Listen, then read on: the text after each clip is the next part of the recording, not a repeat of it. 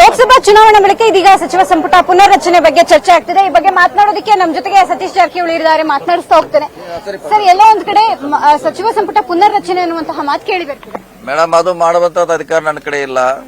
ನಾನು ಒಬ್ಬ ಮಂತ್ರಿ.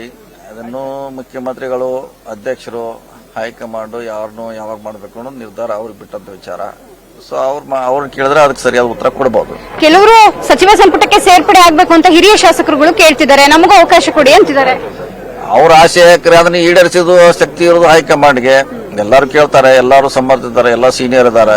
ಮಿನಿಮಮ್ 3 ಸಾರಿ ಆರಿಸಿ ಬಂದಾರೆ, 4 ಸಾರಿ ಬಂದಿದ್ದಾರೆ. ಸೊ ಎಲ್ಲರಿಗೂ ಸ್ವತಂತ್ರ ಇದಕ್ಕೆ ಕೇಳಲಿಕ್ಕೆ ಅಂತಿಮ ನಿರ್ಧಾರ ಹೈಕಮಾಂಡ್. ಕೆಪಿಸಿಸಿ ಅಧ್ಯಕ್ಷ ಸ್ಥಾನ ಬದಲಾವಣೆ ವಿಚಾರ ಕೂಡ ಚರ್ಚೆ ಆಗ್ತಿದೆ. ಚರ್ಚೆ ನಮ್ಗೆ ಗೊತ್ತಿಲ್ಲ, ಚರ್ಚೆ ಆಗ್ತದೆ ಅಂತ ಹೇಳ್ತಿದ್ದಾರೆ. ಸೊ ನನಗೆ ಅದ್ರ ಬಗ್ಗೆ ಐಡಿಯಾ ಇಲ್ಲ. ನೀವು ಆಕಾಂಕ್ಷಿ ಅಲ್ಲ? ಇಲ್ಲ, ನಾವು ಆಕಾಂಕ್ಷಿ. ಪಕ್ಷ ಏನಾದ್ರೂ ನಿಮಗೆ ಎರಡು ನಿಭಾಯಿಸಬೇಕು ಅನ್ನುವಂತಹ ಏನಾದ್ರೂ ಕೆಲಸ ಕೊಟ್ರೆ ಸರ್? ನೋಡೋಣ, ಅಂತ ಸಂದರ್ಭ ಬಂದಾಗ ಚರ್ಚೆ ಮಾಡ್ತೀವಿ. ಸಿಎಂಗಳಿದ್ದಾರೆ, ಅಧ್ಯಕ್ಷರಿದ್ದಾರೆ, ಶಾಸಕರಿದ್ದಾರೆ. ಚರ್ಚೆ ಮಾಡಿ ಮುಂದೆ ಅದ್ರ ಬಗ್ಗೆ ನಿರ್ಧಾರ ಮಾಡ್ತೀವಿ. ಇಷ್ಟು ಸತೀಶ್ ಜಾರಕಿಹೊಳಿ ಅವರ ಮತ್ತು ಕ್ಯಾಮರಾ ಧನರಾಜ್ ಜೊತೆ ದೀಪಕ್ ಕುಕ್ವಾಡ, ಪವರ್ ಟಿವಿ, ಬೆಂಗಳೂರು.